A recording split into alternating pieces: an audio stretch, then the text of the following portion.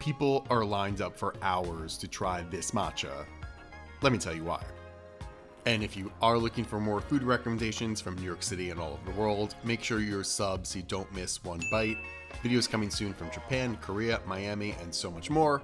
And sign up for my brand new Substack for written guides, downloadable Google Maps, exclusive interviews, and so much more. In just a few weeks, 12 Matcha has blown up with lines around the block.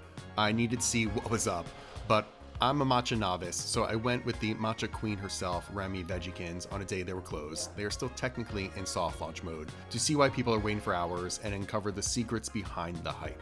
From the moment we stepped inside, it was clear that 12 Matcha is all about attention to detail. The owner, Alan Jiang, took us on a journey through the 4-year process of bringing this vision to life, sharing every nuance of the space and their meticulous matcha making process. And the space itself is stunning, as your eyes are drawn right to the giant marble counter that was specially made from lavastone in France, and these large glass tubes housing Vintochan charcoal, which are used to purify the water for every drink.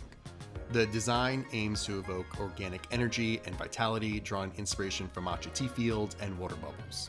The matcha itself is carefully curated from a tea master from the Hota family, renowned for nearly 200 years of matcha cultivation and sales. For us, our approach has always been just to understand what is tea and the culture and the history behind it. And in order to do so, we bridged Dr. Christopher Loss from Cornell's Food Science Department to be able to help us understand from both the chemical perspective, but also the flavor perspective. Although the menu is still limited due to the overwhelming demand, we got to try their iced matcha latte, which I got unsweetened with oat milk, and that was $7. I went no sweet at all, and it's not like an overbearingly strong matcha. It almost just like sits on your tongue really nicely. Before leaving, we caught a sneak peek of their upcoming tea room where you'll soon be able to book matcha tastings to dive deeper into the world of matcha. The matcha ice cream at the end was incredible. Like everything else here, they were meticulous in finding the perfect milk to ensure it was super creamy. God damn it, hit my head.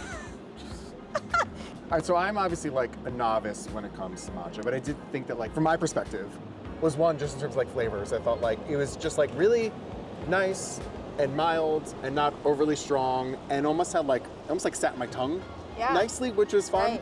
Right. And I also think that, like, sort of the answer to the question is like, why is there a long line? I think, yes, it's very good, but two, clearly the process is what takes forever. Right. They are all about, everything takes time. They took them 4 years to open. They're gonna take time making your drink. And I think that's sort of what is special about matcha. Maybe that's something that's missed at other places, specifically in New York City, where everything's rush. This is not trying to be like that. This is not a cafe you pop into, even though it sort of is. It is much more about the every last detail about what they're doing.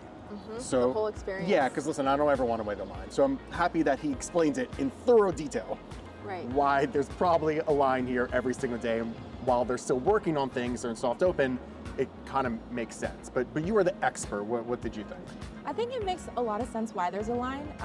They're making every matcha to order, and I think it's worth the experience. If you're gonna pay for a quality matcha, which this is, I think part of that experience is having it prepared fresh just for you. So I definitely think it's worth it if you have the time. Come and enjoy the matcha, and also just stay a while and experience it, because I think that's really the angle that they're going for. Right. And the whole tea process, tea ceremony, the point is that it's very meditative and to take some time for yourself. So I think that aspect is really nice. Right. And the matcha, it's good. Really good, really, really good. And if people can't come here and get a drink here at Matcha, do you have anything they could recommend, maybe so they can make it at home? Yeah, I actually have a matcha brand called Froth. So you can make it at home, but if you need other recs in the city, I also have great recs to do a tea tasting here. You go to like Kettle, they have an amazing tea tasting, similar format. But the best way to do it is at home anyways, because I feel like you get that meditative experience yourself. You can take 5 minutes. Everyone has 5 minutes for themselves, right? I guess so. The name 12 represents a commitment to continuous improvement inspired by the pursuit of perfection. It reflects a commitment to craftsmanship, working 12 months a year and 12 hours a day. And while perfection might be elusive, 12 Matcha certainly comes close. So would you wait on a line around the block for matcha? Let me know in the comments below, and make sure you like this video and subscribe so you don't miss one bite.